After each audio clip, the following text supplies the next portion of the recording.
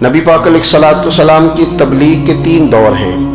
ایک تو حضور نے اپنے قول سے تبلیغ فرمائی ہے، وہ 40 سال کی عمر سے محبوب نے اعلان فرمایا اور تبلیغ کی، اور ایک نبی پاک صلی اللہ تعالی علیہ وسلم بالواسطہ حضور کی تبلیغ ہے جو آج تک جاری ہے۔ امت کے علماء، مشائخ، مبلغین حضور کے دین کو آگے پھیلا رہے ہیں، تو دراصل یہ بھی تبلیغ رسول پاک علیہ السلام ہی کی تبلیغ۔ اور ایک حضور کی تبلیغ کا دور ہے، حضور کی پیدائش سے لے کر ولادت مبارکہ سے لے کر حضور علیہ السلام کے اعلان نبوت تک۔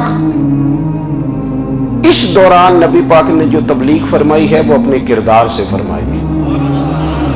عرب کا وہ معاشرہ جو بڑا میلا کچیلا گدلا ہو چکا تھا، جس کے اندر سراسر مادہ پرستی کا زور تھا، جس کے اندر لوگ انسانوں کی خرید و فروخت کرتے تھے، جس کے اندر بیٹیوں کو زندہ دفن کر دیتے تھے، جس کے اندر جو آدمی جتنا زیادہ مضبوط ہوتا تھا اتنا زیادہ لٹیرا بن جاتا تھا، اس معاشرے کے اندر رسول کریم علیہ السلام نے 40 سال گزارے، اور اس طرح گزارے کہ جو بیگانے بھی تھے وہ بھی کہا کرتے تھے یہ صادق ہیں، یہ امین ہیں۔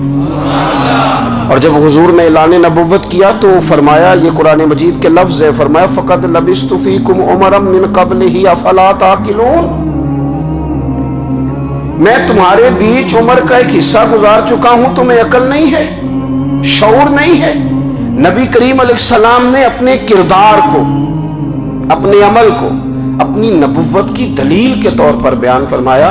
وہ تو حضرت حلیمہ بھی فرماتی ہیں نا، جب میں نبی کریم علیہ السلام کو اپنے گھر لے گئی تو میرا اپنا بچہ بھی دودھ پیتا تھا، 2 میرے بیٹے ہو گئے، ایک میری یہ نسبی اولاد اور حضور میری رضائی اولاد۔ تو کہتی ہیں جب میں کریم محبوب علیہ السلام کو اپنے سینے سے لگاتی تھی تو حضور میرے ایک پستان سے دودھ پیتے تھے اور دوسرا اپنے بھائی کے لیے چھوڑ دیا کرتے تھے۔ یہاں سے رسول کریم علیہ السلام نے کردار کے ذریعے تبلیغ، اور پھر اعلان نبوت سے پہلے ایک تنظیم عرب کے جوانوں پر، عرب کے سرداروں پر مشتمل بنائی گئی، جس میں نبی کریم علیہ السلام نے بڑا حصہ لیا سرکار نے، اور بڑے اہم لوگوں کو شعور حضور نے عطا فرمائے۔ وہ اس جماعت کا فیصلہ تھا کہ ہم سارے جوان، سارے بڑے لوگ ملیں گے، یہ حضور کے اعلان نبوت سے پہلے کی بات ہے، ہم بڑے لوگ ملیں گے، کسی بڑے کو کسی چھوٹے پر ظلم نہیں کرنے دیں گے، کسی آدمی کو کسی غریب کا حق نہیں کھانے دیں گے۔ حضور علیہ السلام نے نا اپنے کردار سے، اپنے عمل سے، اور آپ کا جو عمل ہوتا ہے نا وہ اصل ہوتا ہے، ایک ہوتا ہے آپ کوئی بات کرتے ہیں اور ایک ہوتا ہے کہ آپ کوئی عمل کرتے ہیں۔ آپ جب عمل کرتے ہیں تو عمل کے ذریعے بھی لوگوں تک بات پہنچتی ہے کہ دراصل آپ کا اٹھنا بیٹھنا چلنا پھرنا کیا ہے۔ میرے رسول کریم علیہ السلام کا اٹھنا بھی ایک نبی کا، بیٹھنا بھی ایک نبی کا، بات کرنا بھی ایک نبی کا، معاملات زندگی کرنا بھی ایک نبی کا، لین دین کرنا بھی ایک نبی کا۔ ایک شخص کہتے ہیں میں نے اعلان نبوت سے پہلے حضور علیہ السلام سے کوئی چیز خریدی تھی، اور میں نے عرض کیا تھا آپ یہاں تشریف رکھے، میں پیسے لے کے آتا ہوں، میں 3 دن کے بعد آیا۔ دیکھو یہ بات کرنی کتنی آسان ہے، بولنی کتنی آسان ہے، پر 3 دن یہاں میرے بھائی کو کسی شخص کو 2 گھنٹے انتظار کرنا پڑ جائے تو لوگ کہتے ہیں الانتظار اشد من القتل، یہ تو قتل سے زیادہ تکلیف والا معاملہ ہے منتظر رہنا کسی کا۔ کہتے 3 دن کے بعد میں آیا تو میرے رسول کریم وہیں تشریف فرمایا، بس اتنا فرمایا یار تم نے مجھے بڑی تکلیف میں ڈال دیا، 3 دن ہو گئے یہاں رکے ہوئے۔ تو حضور نے اپنے کردار کو، اپنے عمل کو، اپنے معاملات کو سب سے پہلے اپنی نبوت کی دلیل کے طور پر پیش کیا۔ کسی نے کیا خوب کہا تھا کہ جو تیری جان کے دشمن ہیں وہ بھی کہتے ہیں، وہ جو تیری جان کے دشمن ہے، بظاہر تو آئے ہیں نا ہجرت کی رات جان لے لے، لیکن امانتیں حضور کے گھر میں رکھی ہوئی ہیں، امانتیں کاشانہ نور پہ پڑی ہیں۔ وہ جو تیری جان کے دشمن ہے وہ بھی کہتے ہیں کہ امین تو ہے اور صداقت کی آبرو تو ہے، امین بھی تو ہے، صداقت کی آبرو تو ہے۔ تو پہلے کردار، پھر دوسری بات، اللہ تعالیٰ نے اپنے محبوب علیہ السلام کو اپنا مطلق نائب بنا کر، اپنا محبوب اعظم بنا کر वैसे ही सारे इंसानों के बारे में कहा, वइज़ क़ाल रब्बुका लिल मलाइकति इन्नी जाइलुन फिल अर्दि खलीफा, मैं ज़मीन में अपना नायब बनाने वाला हूँ। लेकिन हुजूर अलैहिस्सलाम तो महबूब है ना, हुजूर की नियाबत तो महबूबियत के दर्जे पर फायज है।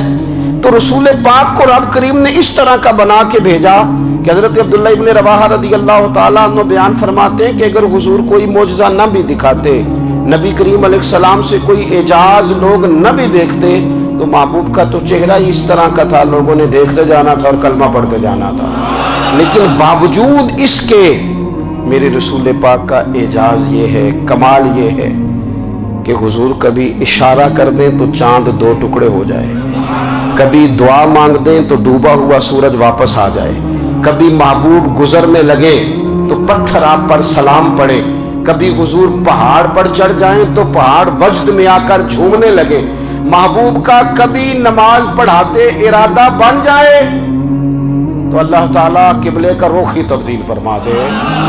क्या खूबसूरत सोच है और क्या नजरिया देते हैं बरेली के इमाम। फरमाते इजाबत का जोड़ा इनायत का सेहरा दुल्हन बन के निकली दुआए मोहम्मद, और इजाबत ने झुक कर गले से लगाया बड़ी नाज से जब दुआए मोहम्मद।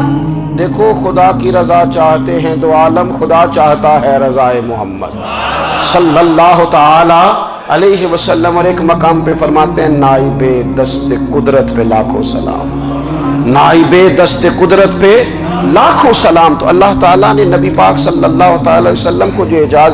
फिर एक और बात, हुजूर उम्मी है, दुनिया में आकर महबूब ने किसी से पढ़ा ही नहीं। मेरे महबूब ने जितना पढ़ा है रब करीम से ही पढ़ा है।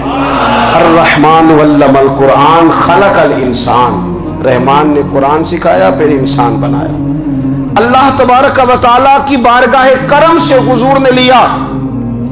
रसूल करीम उम्मी हैं, ये भी हुजूर की नबूवत पर एक बड़ी दलील। देखो एक होता है कोई आदमी बचपन से ही किसी चीज से शगफ रखे और जब उसकी उम्र बड़ी हो जाए तो कहते हैं इसका तजर्बा बड़ा हो गया है। ये पहले कुछ शेर कहता था, कोई अदबी जुमला कहता था, तो अब इसकी ये काम करते करते उम्र बड़ी हो गई है तो रसूख हासिल हो गया। 40 साल की उम्र मुबारक तक नबी करीम ने एक शेर भी नहीं कहा।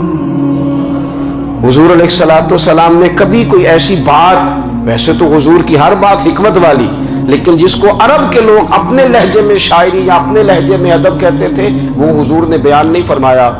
लेकिन जब 40 साल की उम्र में ऐलान नबूवत किया तो फिर बड़े बड़े फसीह बलीग, बड़े बड़े सियाने तुफैल बिन अमर कहते हैं कि उस शख्स को भी मैंने देखा जिसे बड़ा नाज था अपनी फसाहत और बलागत पर, और जब वो हुजूर के पास आया और उसने आके कुछ बातें की तो महबूब खामोशी से सुनते रहे, और जब वो चुप कर गया तो मेरे करीम ने सिर्फ सूरह फातिहा पढ़ी। कभी उठता था, कभी बैठता था, कभी गौर करता था, कभी दाएं जाता था, कभी बाएं जाता था, फिर कहने लगा बताओ ना कलाम किसका है। फरमाया उस रब का, उस रब का, उस रब का जिसका मैं रसूल बन के आया हूं। नबी करीम सल्लल्लाहु ताला अलैहि वसल्लम उम्मी हैं, लेकिन हुजूर ने कायनात के राजों से पर्दे हटा दिए। नबी करीम ने जीने के सलीके बता दिए। हुजूर ने हर शख्स को उसके मकसद हयात से आगाह कर दिया। नबी करीम अलैहिस्सलाम ने वो फलसफा हयात बयान किया कि लोगों को सिर्फ जीने में मजा नहीं आया, मरने में भी मजा आने लगा। लोग आगे बढ़ बढ़ के जाने पेश करने लगे, अपनी औलादें कुर्बान कर, जो फलसफियों से खुल ना सका और नुक्तावरों से हल ना हुआ, वो राज एक तैबा वाले ने बतला दिया चंद इशारों में। महबूब करीम उम्मी हैं, लेकिन हुजूर ने इस तरह दुनिया को सिखाया, इस तरह दुनिया को पढ़ाया, इस तरह हुजूर ने इल्म के चिराग और दीप रोशन किए कि क़यामत तक जिसे रोशनी मिलेगी ना उसे सिर्फ दरवाज़ा मुस्तफ़ा से मिलेगी, उसे रसूल करीम अलैहिस्सलाम के दर दौलत से मिले। कुछ लोगों ने कहा कि अपने पास से आयात बना के लाते, अपने घर में बैठ के दावे कर लेना तो कोई मुश्किल काम नहीं ना होता, सारे लोग ही कर लेते हैं। बल्कि वो हमारे एक बुजुर्ग कहा करते थे, ख्याली पुलाव पकाइए तो घ्यो कदे भी काट ना पाइए, क्योंकि कौन सा पैसों का डालना है, زیادہ ڈالیں آپ، اور زیادہ ڈالیں. بہت سارے لوگ ہیں آج بھی، کچھ لبرل ہیں بیچارے، کچھ دین بیزار طبقہ ہے، وہ کہتے ہیں جناب ہمیں تو جدید باتیں بتائیں، ہمیں تو نئے اسلوب کے مطابق لے کے چلے، ہمیں تو. او بھائی سن، میرے نبی پاک علیہ السلام نے فرمایا میرا قرآن کبھی پرانا نہیں ہوگا. اسے پڑھ کے دیکھ، اس کی جدت کا حسن دیکھ، یہ تو کھلا ہوا باغ ہے. تو ایک دفعہ اس کے قریب آئے گا تو خوشبو ملے گی، دوسری دفعہ آئے گا تو اس سے زیادہ تازی ملے گی. ایک دفعہ پھل کھائے گا تو مزیدار ہوگا، اور دوسرا کھائے گا ہو سکتا ہے شکل ملتی جلتی ہو لیکن ذائقہ بڑا نرالا ہوگا. تو وہاں تو صحیح نا. جب کچھ لوگوں نے کہا یہ خود سے بنا کے آیات لاتے ہیں تو فرمایا وَإِن كُنتُمْ فِي رَيْبٍ مِّمَّا نَزَّلْنَا عَلَىٰ عَبْدِنَا فَأْتُوا بِسُورَةٍ مِّن مِّثْلِهِ. اگر تمہیں کوئی شک ہے اس میں جو ہم نے اپنے بندہ خاص میں نازل کیا ہے تو تم بھی اس جیسی ایک آیت بنا کے لاؤ. اور چلو چیلنج کھلا دے دیا، فرما وَادْعُوا شُهَدَاءَكُم مِّن دُونِ اللَّهِ. اللہ اور اللہ والوں کو چھوڑ دو، تفسیری ترجمہ عرض کر رہا ہوں، یعنی صحابہ کو چھوڑ دو، حضور کے ماننے والوں کو چھوڑ دو، باقی ساری دنیا کے کافر اکٹھے ہو جاؤ، ایک آیت بس قرآن جیسی لے کے آؤ، ایک آیت لے کے آؤ. ان کنتم صادقین، اگر تم سچے ہو. جوانوں سنو، کہا ایک آیت. اور یہ چیلنج آج تک قرآن مجید کا موجود ہے، آج تک. وَإِن كُنتُمْ فِي رَيْبٍ مِّمَّا نَزَّلْنَا عَلَىٰ عَبْدِنَا فَأْتُوا بِسُورَةٍ مِّن مِّثْلِهِ. تم قرآن کے مقابلے کی ایک سورت لے کے آؤ اور سارے حمایتی اکٹھے کر لو اپنے. ان کنتم صادقین، اگر تم سچے ہو. جواب تو ادھر سے آنا تھا نا، لیکن کائنات کے رب نے جواب بھی خود دیا. فرمایا فَإِن لَّمْ تَفْعَلُوا وَلَن تَفْعَلُوا. اگر تم نہ لا سکے، اور فرمایا تم لا سکتے بھی نہیں. اگر تم نہ لا سکے اور تم لا سکتے بھی، نہ خنجر اٹھے گا نہ تلوار تم سے، یہ بازو میرے آزمائے ہوئے ہیں. وَلَن تَفْعَلُوا، تم لا بھی نہیں سکتے. فَاتَّقُوا النَّارَ الَّتِي وَقُودُهَا النَّاسُ وَالْحِجَارَةُ، پھر اس آگ سے ڈر جاؤ جس کا ایندھن آدمی اور پتھر ہے. اُعِدَّتْ لِلْكَافِرِينَ، بنائی کافروں کے لیے، بنائی مومنوں کے لیے تو رب نے جنت بنائی ہے. اُعِدَّتْ لِلْكَافِرِينَ، یہ دوزخ اللہ نے کن کے لیے بنائی ہے؟ اُعِدَّتْ لِلْكَافِرِينَ کہتا ہے کافر کے لیے بنایا. تو اللہ تبارک و تعالیٰ نے میرے رسول پاک صلی اللہ تعالیٰ علیہ وسلم کو وہ کتاب عطا فرمائی، اور پھر حضور کی فصاحت و بلاغت، معرفت. دیکھو ایک ہوتا ہے گھنٹوں باتیں کرنا، ایک ہوتا ہے کئی والیم پر مشتمل، کئی جلدوں پر مشتمل کتب کا لکھنا، اور ایک ہوتا ہے کسی بندے کا ایک بات کرنا اور سامنے والے کی طبیعت کو اتنا جگا دینا کہ اگلی بات فوراً ہی اس کی سمجھ میں آ جائے. اور حضور نہ کسی کی انا کو نہیں جگاتے تھے.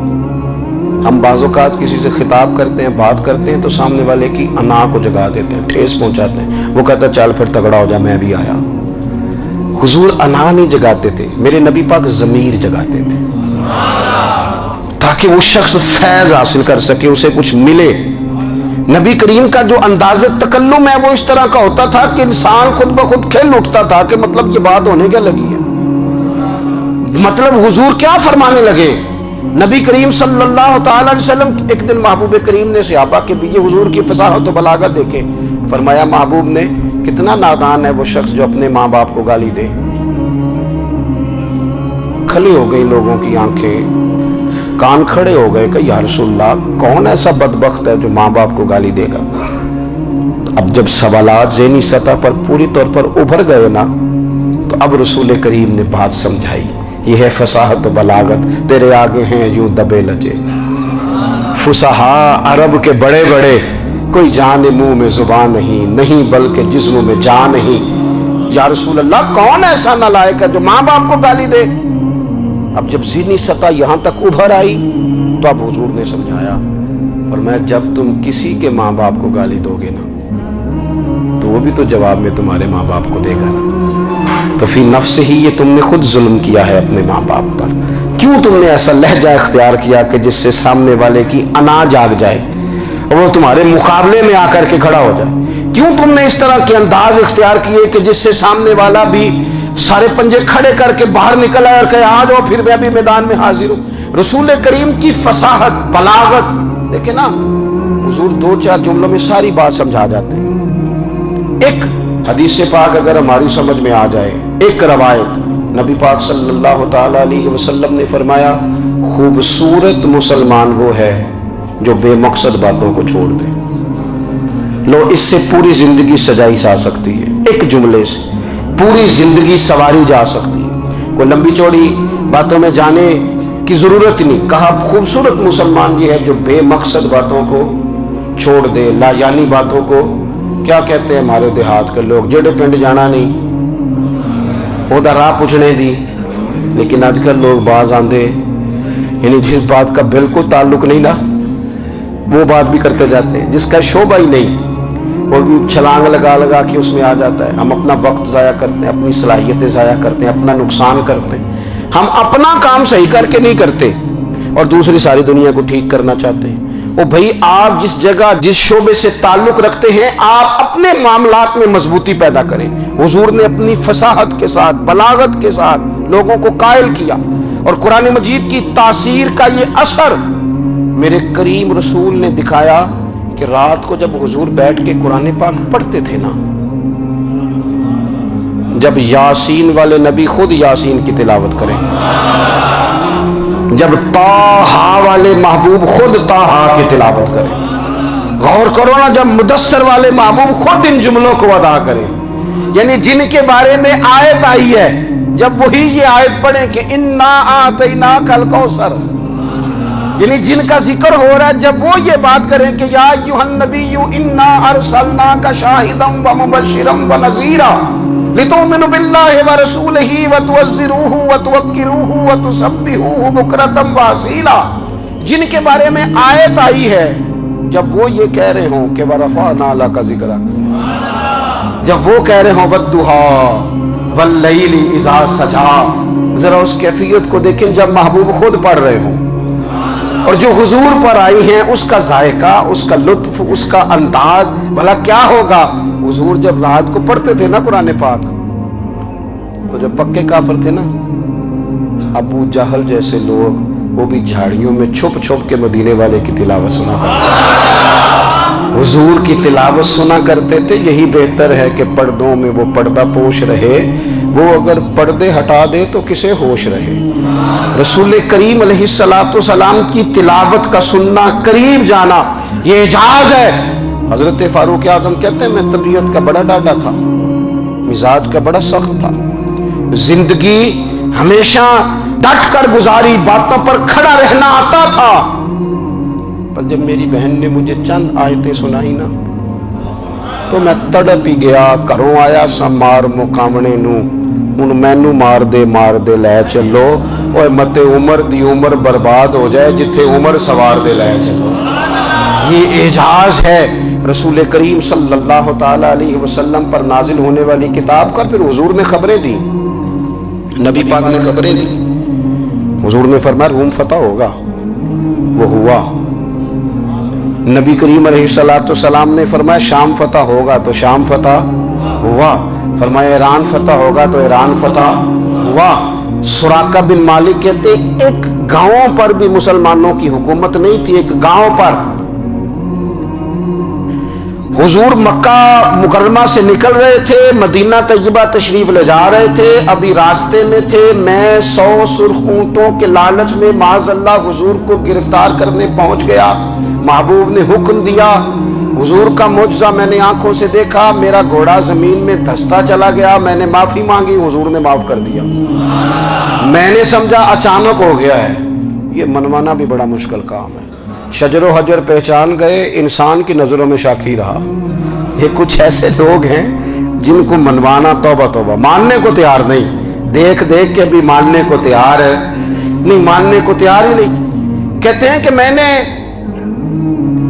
پھر چاہا آگے بڑھنا تو پھر زمین کے اندر میرے گھوڑے کے پیر دھنسنے لگے، پھر معافی مانگی۔ کریم تیرے معاف کرنے کی ادا پہ بھی قربان جائیں۔ یہ نہیں فرمایا کہ تو بار بار یوں ہی کرتا ہے، فرمایا معافی مانگتا ہے، جا میں نے معاف کیا۔ کہتے ہیں 3 دفعہ میں آگے بڑھا، 3 دفعہ حضور نے معاف کیا تو مسکرا کے فرمانے لگے تو یہاں مجھے گرفتار کرنے آیا ہے، وہ کیسر روم کا علاقہ فتح ہوگا۔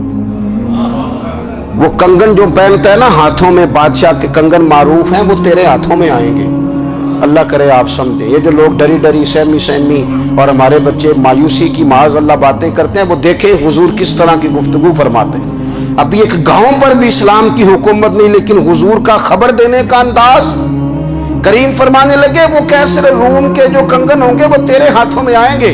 جناب سراقہ بن مالک فرماتے ہیں کہ میں مسلمان ہو گیا، حضور کا وصال ہو گیا، کنگن نہیں آئے۔ حضرت ابوبکر صدیق کا وصال ظاہری ہو گیا، کنگن نہیں آئے۔ جناب عمر کا دور آ گیا، سراقہ بوڑھے ہو گئے۔ کوئی بندہ پوچھتا نا کہ اب تو عمر ڈھل گئی ہے، زندگی کا پتہ نہیں، کہنے لگے نہیں میں نہیں جاتا، جب تک کنگن نہیں آتے اسرائیل کو نہیں آئیں گے، کیونکہ ساڈے نبی دی زبان ساڈے واسطے قرآن، جو دن کو کہہ دیا دن ہے تو دن نکل آیا، جو شب کو کہہ دیا شب ہے تو رات ہو کے رہی، اور خدا نے ان کی زبان کو وہ اختیار دیا، جو نکلی منہ سے ان کے وہ بات ہو کے رہی۔ اور فاضل بریلوی کا تو انداز ہی پھر انوکھا ہے نا، وہ تو کہتے ہیں وہ زبان جس کو سب کن کی کنجی کہے، جس کو سب کن کی کنجی کہے، اس کی نافذ حکومت پہ لاکھوں سلام۔ کہنے لگے نہیں آتے حضرت اسرائیل، فکر نہ کرو، بوڑھے ہو گئے تھے، نکلنا گھر سے بند کر دیا تھا، حضرت عمر کا دور تھا، کنگن آ گئے۔ حضرت فاروق اعظم نے ان کے پوتوں سے، نواسوں سے، بچوں سے کہا جاؤ بلا کے لاؤ، کہا دادا جان بوڑھے ہیں، فرمایا تم کان میں کہہ دینا کنگن آ گئے، پھر تم دیکھنا تو صحیح۔ پھر حضرت سراقہ آئے، حضور نے جو خبریں دی، نبی پاک علیہ الصلوۃ والسلام نے جو گزشتہ قوموں کے احوال بیان کیے، اور پھر میرے نبی پاک علیہ الصلوۃ والسلام نا دنیا میں عزتیں دینے آئے، عزتیں۔ یہ مزاج ہمیں کم کرنا چاہیے، یہ جو ہم ساری زندگی اس کام میں لگا دیتے نا کسی کو نیچا کیسے دکھانا ہے، یہ انداز حضور نے نہیں ہمیں دیا۔ اب دیکھو حضور تشریف لائے تو ہمیں پتہ چلا کہ حضرت یوسف جیسا سونا کوئی نہیں، حضور تشریف لائے تو ہمیں پتہ چلا کہ حضرت داؤد جیسی خوبصورت آواز کسی کی نہیں، حضور تشریف لائے تو ہمیں پتہ چلا کہ جناب عیسیٰ علیہ السلام کا فقر اختیاری کس طرح کا تھا، محبوب تشریف لائے تو ہمیں پتہ چلا کہ حضرت موسیٰ کا جلال کس طرح کا تھا۔ یہ تو حضور آئے تو نبی پاک علیہ السلام نے اس کی بھی عظمت بیان کی، اس کی بھی شان بیان کی، حضور نے بتایا کہ ابوبکر صدیق کی شان کیا ہے، فاروق اعظم کا مرتبہ کیا ہے، عثمان غنی کی حیا کیا ہے، مولا علی کی شجاعت کیا ہے، اہل بیت نبوت کی عظمت کیا ہے۔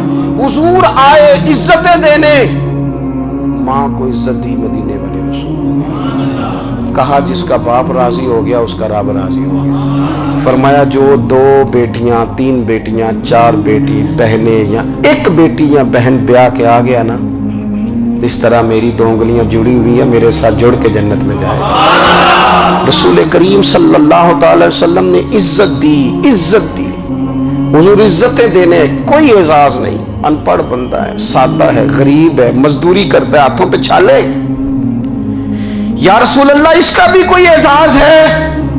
قربان جائیں، میرے کریم نے عزت دی، فرمایا محنت کر کے روزی کمانے والا تو اللہ کا دوست ہے، یہ اینٹیں اٹھانے والا، یہ مشقتیں کرنے والا، یہ صبح دیہڑی پہ جانے والا، یہ بیچارہ جو اچار سے روٹی کھاتا ہے، تو نے ہر شخص کی قسمت میں یہ عزت لکھی، اور آخری خطبے کی صورت میں وصیت لکھی۔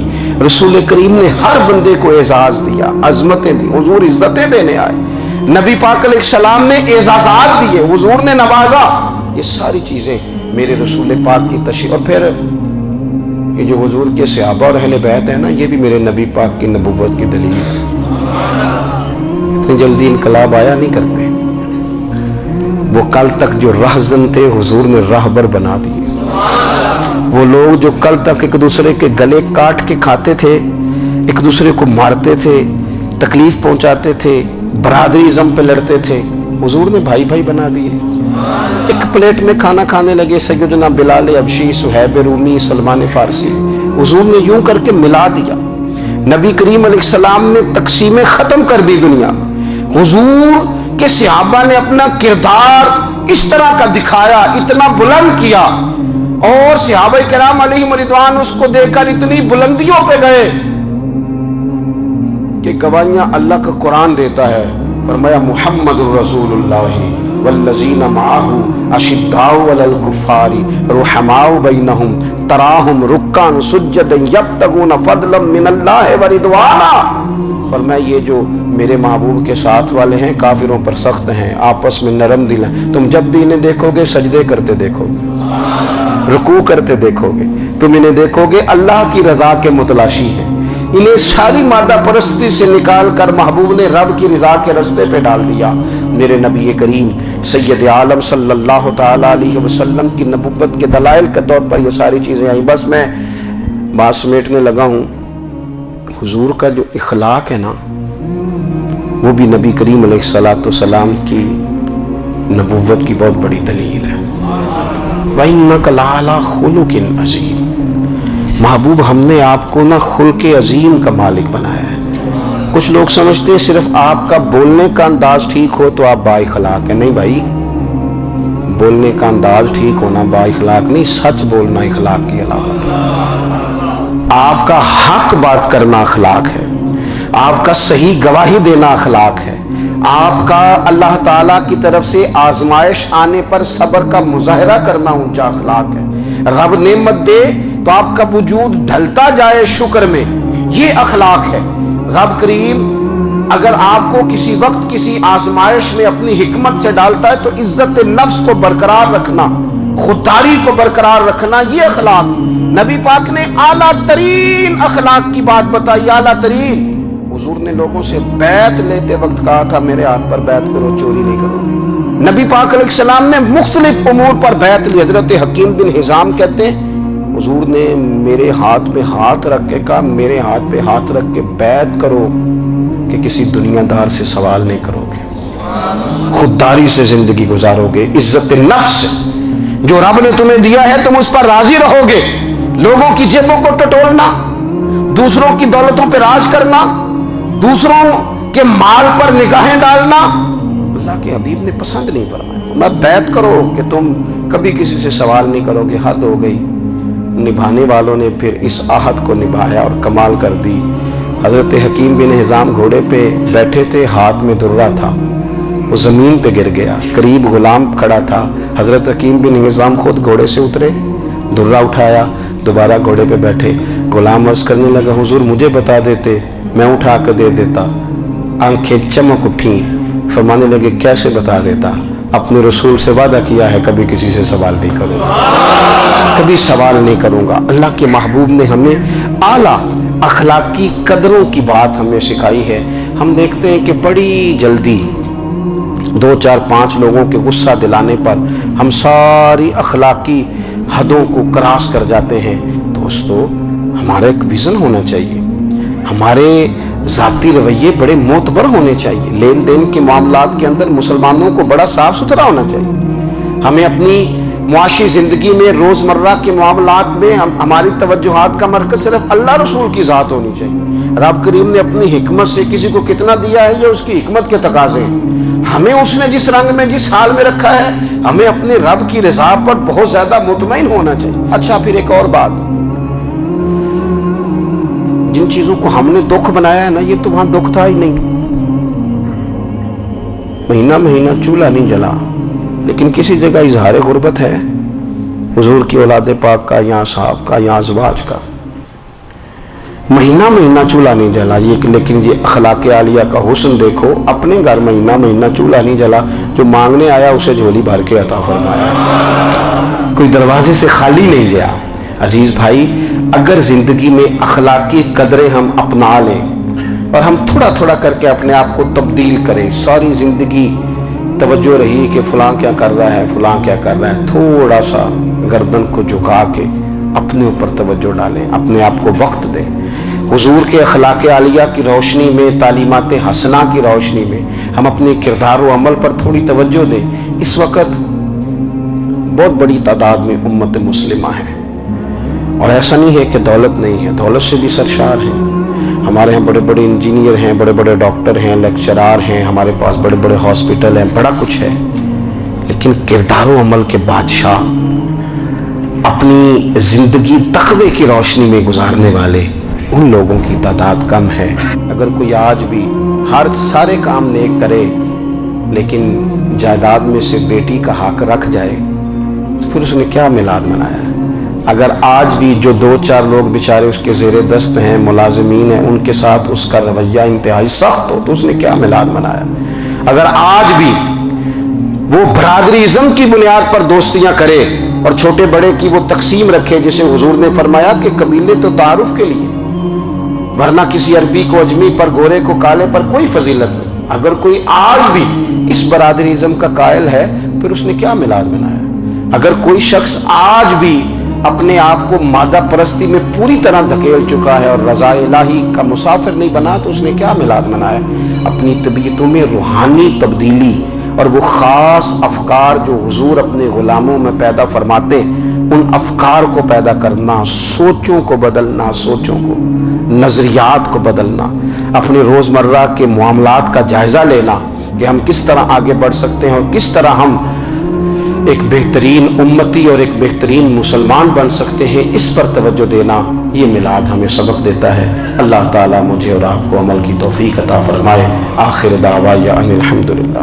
اللہم صلی علی سیدنا و مولانا محمد، اللہم صلی علی سیدنا و مولانا محمد۔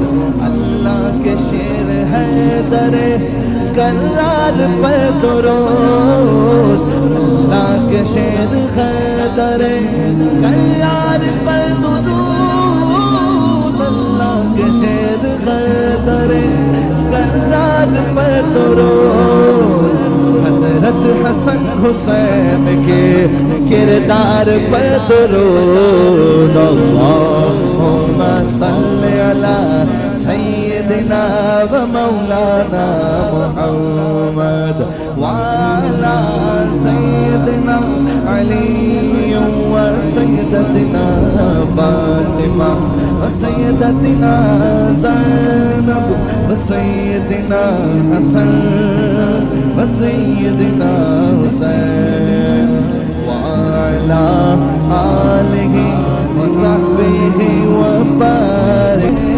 زینب کی بارگاہ میں سلام نیاز ہے، جو مرتضیٰ کی لاڈلی زہرا کا ناز ہے۔ اللہم صلی علی سیدنا و مولانا محمد وعلی سیدنا علی و سیدتنا فاطمہ و سیدتنا زینب و سیدنا حسن و سیدنا حسین۔